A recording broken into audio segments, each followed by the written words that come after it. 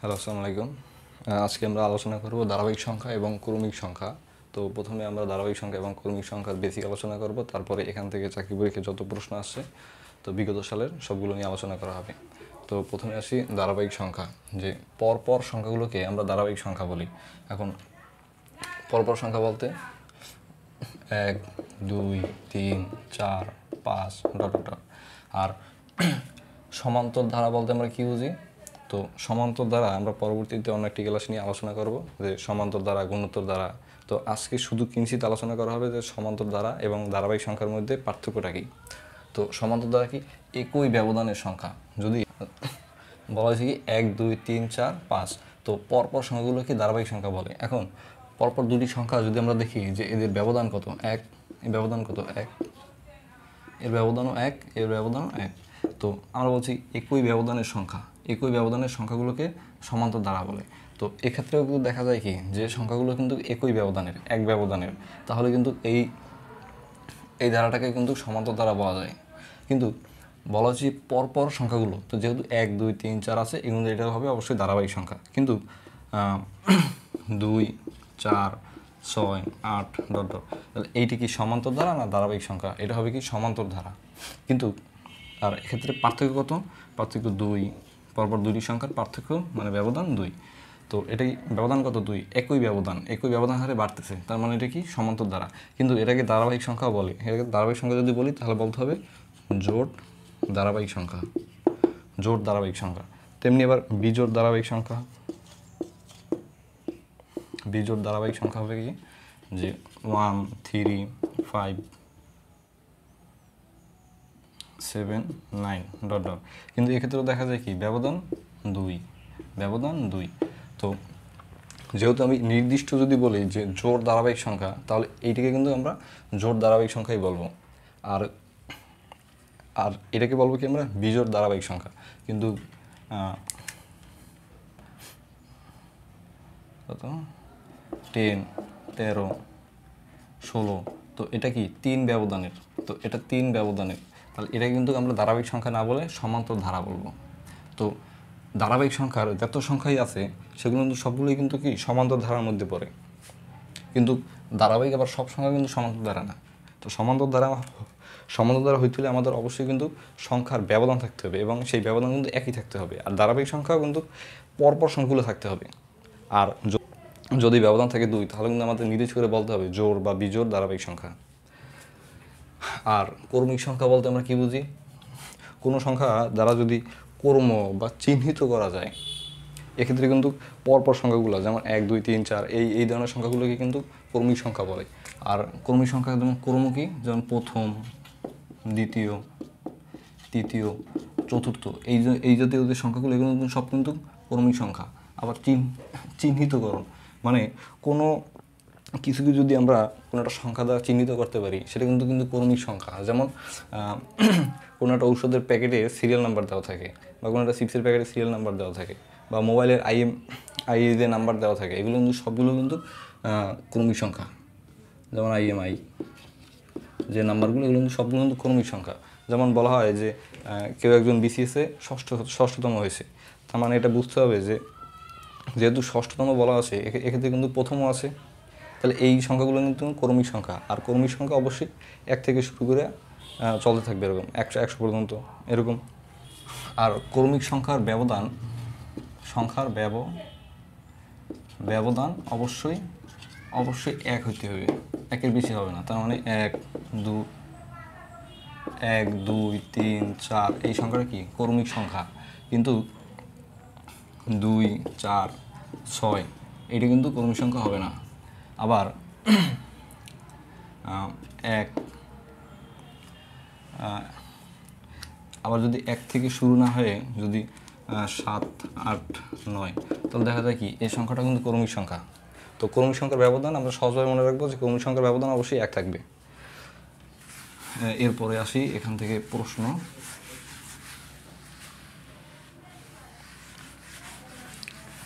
ধারাবাহিক সংখ্যার বেসিক আরেকটু আলোচনা করি আমরা। তো পরপর সংখ্যাগুলো সাধারণ ধারাবাহিক সংখ্যা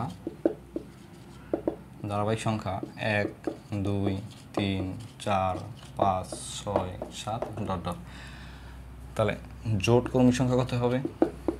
জোট ধারাবাহিক সংখ্যা, ক্রমিক সংখ্যা না, জোট ধারাবাহিক সংখ্যা। জোট ধারাবাহিক সংখ্যা হবে 2 4 6 8 ডট ডট। বিজোড় ধারাবাহিক সংখ্যা, বিজোড় ধারাবাহিক সংখ্যা 1 3 5 7 9 ডট ডট।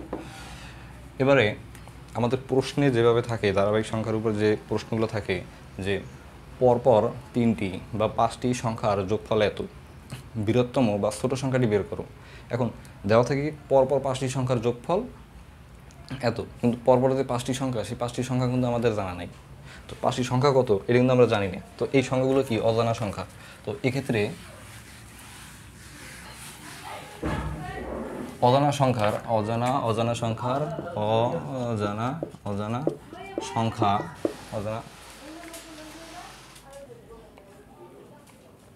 তো এক্ষেত্রে অজানা সংখ্যা ধরলাম আমরা এক্স। তো এক্সের সাধারণত এক্সের ধারাবাহিক সংখ্যা কি হবে? X plus 1, x plus 2, x plus 3 dot dot. তো এটা দেখা যায় কি যে অজানা সংখ্যার সাধারণ ধারাবাহিক সংখ্যা। এবার আসি অজানা, যদি এক্স ইকুয়াল টু যদি জোড় হয়, তাহলে তার ধারাবাহিক সংখ্যা কত হবে? তাহলে এক্স যদি যে কোনো একটা জোড় সংখ্যা, এক্স যদি 2 হয় তাহলে পরের সংখ্যাটা কত হবে? 4। পরের সংখ্যাটা 4, তাহলে অবশ্যই এক্স প্লাস 2 যোগ করতে হবে। তাহলে পরের সংখ্যা কত হবে? 6, তাহলে এক্স প্লাস অবশ্যই 4 যোগ করতে হবে। তো পরের সংখ্যাটা কত হবে? X plus 6 dot dot. তাহলে এক্স যদি বিজোড় হয়,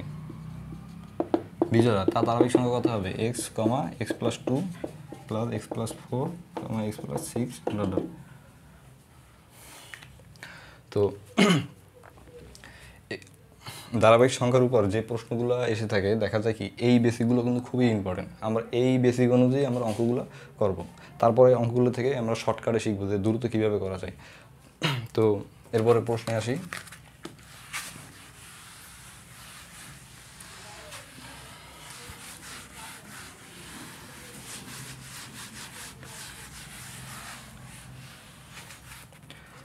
তো এই জাতীয় যে প্রশ্নগুলো আসে, তো সেখান থেকে দেখা যায় বিভিন্ন চাকরি পরীক্ষার যে প্রশ্নগুলো আসে সবগুলো যদি আমরা বিশ্লেষণ করি দেখা যায় মোট 5টি টাইপের উপর প্রশ্ন আসে।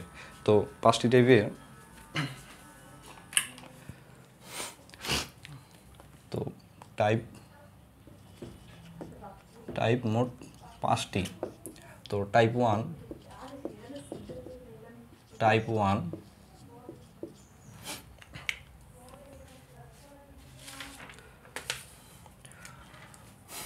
1-এর প্রথম প্রশ্নটা যে পরপর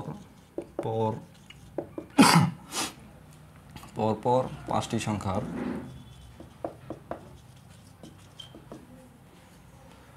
যোগফল 535 হলে বড় সংখ্যাটি কত?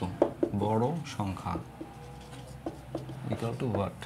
তার মানে বলা হয়েছে কি পরপর 5টি সংখ্যার যোগফল। তো আমরা জানি কি যে সাধারণ ধারাবাহিক সংখ্যার আমরা জানি x comma x plus 1 comma x plus 2 dot dot. আর জোড়ের ক্ষেত্রে আমরা জানি x comma x plus 2 x plus 4 dot dot. এটা জোড় অথবা বিজোড়। এক যদি জোড় অথবা বিজোড় হয় তাহলে সেক্ষেত্রে আমরা ধারাবাহিক সংখ্যা এক্স প্লাস 2 এক্স প্লাস 4। এখন পরপর 5টি সংখ্যা, তো পরপর যেহেতু 5টি সংখ্যা বলা আছে তাহলে আমাদের সাধারণ যে ধারাবাহিক সংখ্যা, তো অজানা যে সাধারণ ধারাবাহিক সংখ্যা আসবে কত?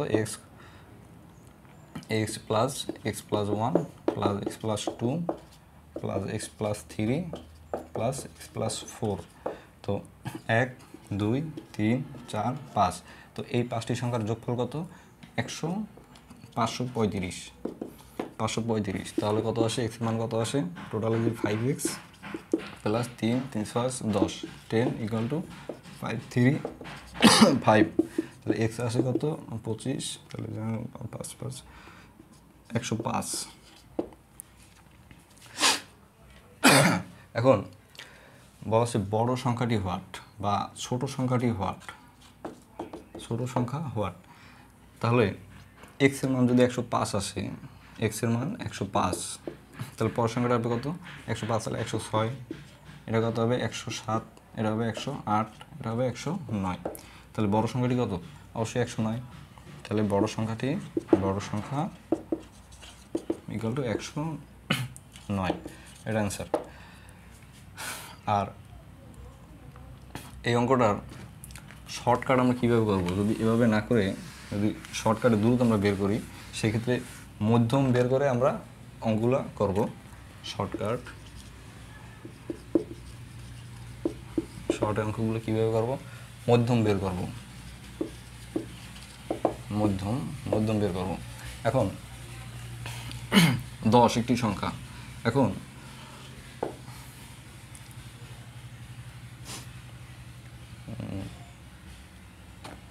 না, এটাতেই করি। মধ্যম আমরা কীভাবে বের করব?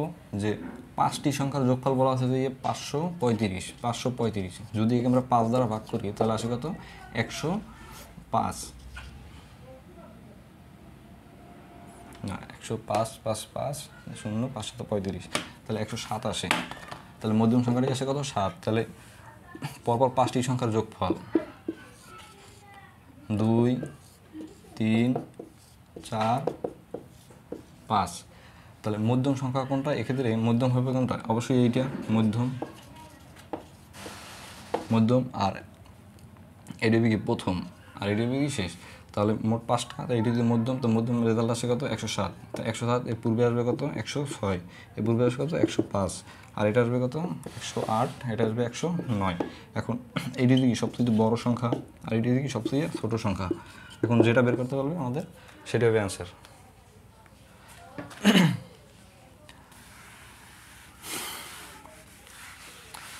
এই টাইপের আরেকটা অঙ্ক, যে 3টি বিজোড় ধারাবাহিক সংখ্যার যোগফল। এখন বলা আছে যে 3টি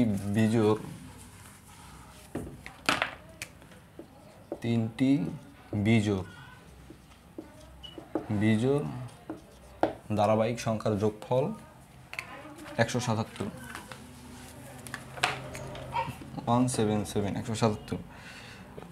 মধ্যম সংখ্যাটি কত? এবার বলা আছে মধ্যম সংখ্যাটি কত? মধ্যম ইকুয়াল টু হোয়াট? তো এক্ষেত্রে কিন্তু আমরা এই সূত্র অনুযায়ী করতে পারি। যেহেতু 3টি সংখ্যার যোগফল বলছে, তাহলে 3টি সংখ্যা কত?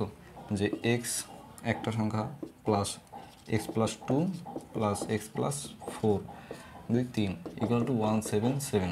তাহলে 3x ইকুয়াল, একবার পাশে নিয়ে যাই, তাহলে 177 মাইনাস 4 2 6 কত আসে? 171। তো x ইকুয়াল 171 ভাগ 3, তাহলে 3 5 15, 3 7 21 57। তাহলে এখন x এর মান আসে কত? এটা অ্যান্সার না। x এর মান আসে কত? 57। তাহলে এটা আসবে কত? 57, এটা আসবে কত? 58, এটা আসবে কত? 59। এখন মধ্যম সংখ্যাটা হবে কিন্তু এইটি, তাহলে অ্যান্সার হবে কত আমাদের? 58, অ্যান্সার হবে 58। এখন এটাকে যদি শর্টকাটে করি তাহলে কীভাবে হবে? তাহলে মধ্যম বের করতে হবে, একদম সরাসরি মধ্যম বের করে আমরা এটা অ্যান্সার। তাহলে 177 ভাগ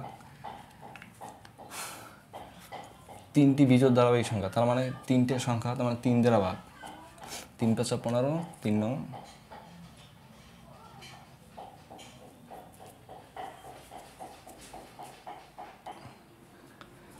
তাহলে 3 দ্বারা যদি ভাগ করি তাহলে আসে কত? 3 5 15, 3 2 3 9 27, 3 9 27, তাহলে 59। আর আগেরটা অ্যান্সার আসে 58, তাহলে আমাদের ভুল গেছে।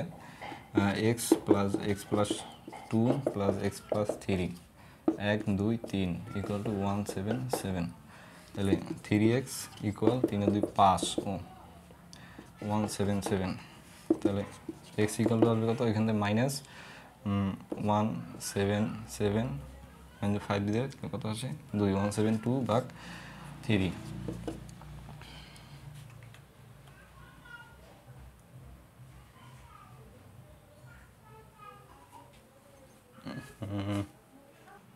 ভুল গেছে, এটা হবে যে এক্স প্লাস এক্স প্লাস 4, তাহলে এক্ষেত্রে মাইনাস যাবে 4 আর 2 6, এক্ষেত্রে মাইনাস যাবে 6, 6 গেলে থাকে কত 1, তাহলে 3 5 15, 3 7 21, 57, 57, তাহলে মধ্যম সংখ্যাটি কত? তাহলে মধ্যম সংখ্যাটি 57। ও এইখানে আমাদের উল্টে গেছে, যে এটা যদি 57 হয় তাহলে এটা তো 58 হবে না, এটা হবে 57, 58, 59, আর এটা হবে কত 60, 61, এটা হবে 61, তাহলে এইটাই হবে আমাদের অ্যান্সার। তাহলে অ্যান্সার কত 59, এইটা আমাদের অ্যান্সার। আগেরটা 1 যোগ করলাম, এই কারণে আমাদের অ্যান্সার কিন্তু ভুল ছিল। তো এবার আসি টাইপ 2-তে।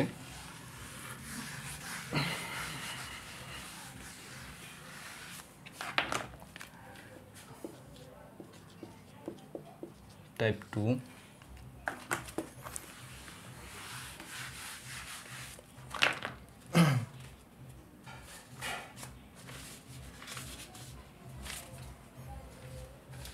টাইপ 2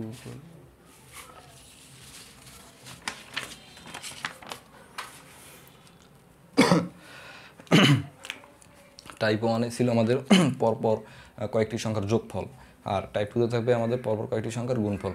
তো পরপর পরপর তিনটি সংখ্যার গুণফল ইকুয়াল যাচ্ছে 120। তাদের যোগফল কত? তো তিনটি সংখ্যার যোগফল দেওয়া আছে 120, তাদের যোগফল কত? যোগফল ইকুয়াল টু হোয়াট? তো আমরা এক্ষেত্রে জানি কি যে পরপর তিনটি সংখ্যার গুণফল, তো পরপর তিনটি সংখ্যা আমরা বলতে জানি x plus x into x plus 1, x plus 2, তো এই যে তিনটি সংখ্যা, তো এদের গুণফল 120, তার মানে এটা ব্র্যাকেট দিতে হয়, ব্র্যাকেট 120। তাহলে 120 যদি হয় তাহলে এই যে ক্যালকুলেশনটা যে করা হবে, এই ক্যালকুলেশনটা হবে একটু জটিল টাইপের, মানে অনেক সময় লাগবে। তো এক্ষেত্রে আমরা শর্টকাট অঙ্কগুলো করবো। তো গুণফলের ক্ষেত্রে আমরা সহজেই শর্টকাটে কিন্তু আমরা দ্রুতই বের করতে পারি। তো কিভাবে?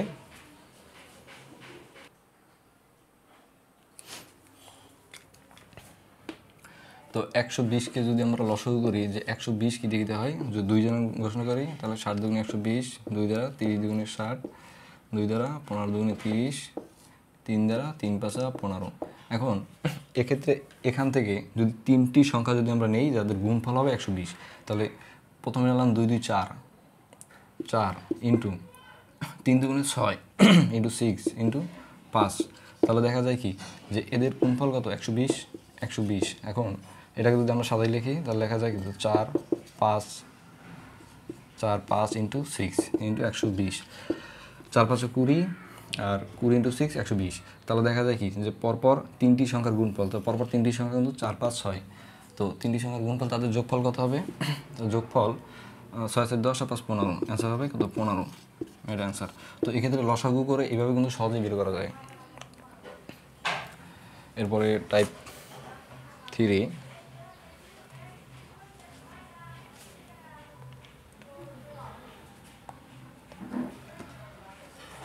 টাইপ 3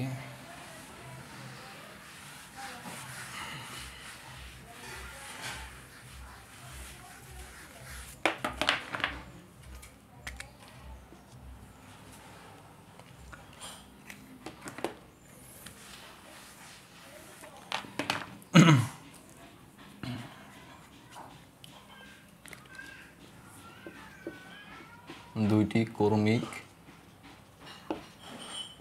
পূর্ণ সংখ্যা নির্ণয় করো যাদের বর্গের অন্তর 23।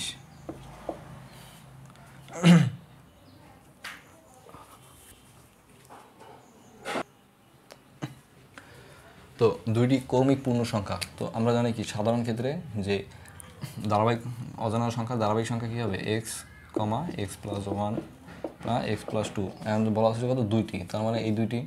এখন এই দুটি কৌমিক পূর্ণ সংখ্যা নির্ণয় করো যাদের বর্গের অন্তর 23, তার মানে এক্স প্লাস ওয়ান এর স্কোয়ার বর্গের অন্তর, তার মানে মাইনাস আবার এক্স স্কোয়ার ইকুয়াল টু 23। তার মানে এই দুইটার বর্গের অন্তর হবে 23। এখন এই যদি আমরা ক্যালকুলেশন করি যে এর বর্গ এভাবে যদি ক্যালকুলেশন করি, তাহলে উৎপাদকে বিশ্লেষণ করার পরে এই অঙ্কগুলো কিন্তু অনেক বড় হয়ে যাবে। তো এক্ষেত্রে কিন্তু আমরা এমসিকিউর জন্য শর্টকাটে কিন্তু আমরা দ্রুতই বের করতে পারি, যেহেতু আমরা এই এমসিকিউতে কিন্তু অপশন দেওয়া থাকবে। যেমন এই প্রশ্নে অপশন দেওয়া আছে 7, 8, খ দেওয়া আছে 8, 9, গ দেওয়া আছে 10, 11, আর বড় দেওয়া আছে 11, 12।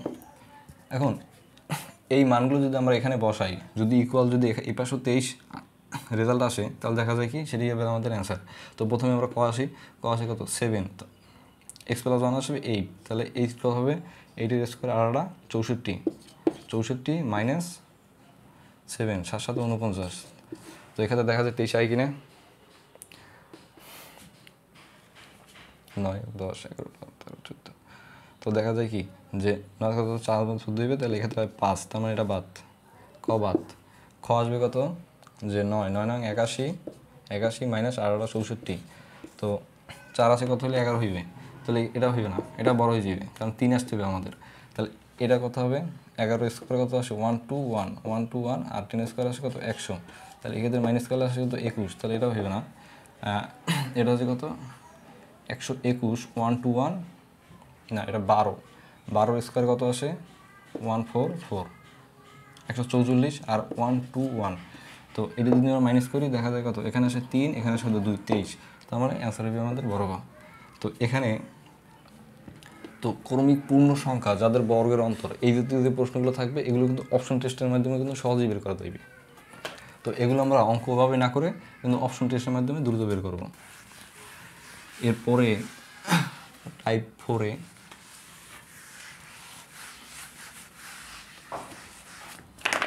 টাইপ 4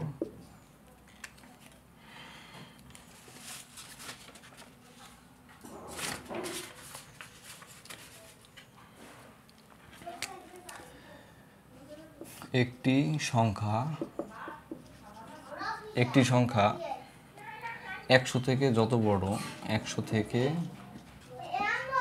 যত বড়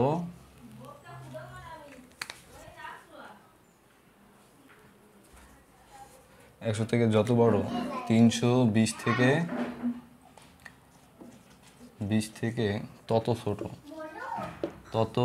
ছোট সংখ্যাটি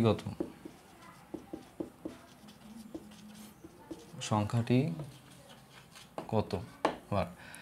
এখন বলা আছে কি যে একটি সংখ্যা x থেকে যত বড় 320 থেকে তত ছোট। তাহলে ধরি যে অজানাদের সংখ্যাটি ইকুয়াল টু x। তাহলে বলা আছে যে প্রথম একটি সংখ্যা 100 থেকে যত বড়, তার মানে 100 থেকে অবশ্যই বড়, 100 থেকে বড় প্রথমে বলা আছে কি x 100 থেকে বড়, আবার বলা আছে কি 120 থেকে তত ছোট, আবার 320 থেকে x তত ছোট। এখন এটা কিভাবে আমরা করব, বলা আছে কি যে প্রথম সংখ্যাটি 100 থেকে যত বড়, তার মানে x মাইনাস 100, যেহেতু 100 থেকে x বড়, 100 থেকে x এর মান বেশি, আবার 320 থেকে পর্যন্ত তত ছোট, তার মানে কি 320 থেকে ছোট, তার মানে 320 মাইনাস x। তো এটা যদি আমরা ইকুয়েশন করি তত ছোট, বলা কি 100 থেকে যত বড় আবার 320 থেকে তত ছোট, তার মানে কি এটা সমান। তাহলে এটা যদি পাশে নিয়ে আসি তাহলে কত 2x ইকুয়াল টু 320, আর এটা যদি পাশে নিয়ে যাই তাহলে আসে কত 420 বা x ইকুয়াল টু কত 2 21 210। এটি অ্যান্সার।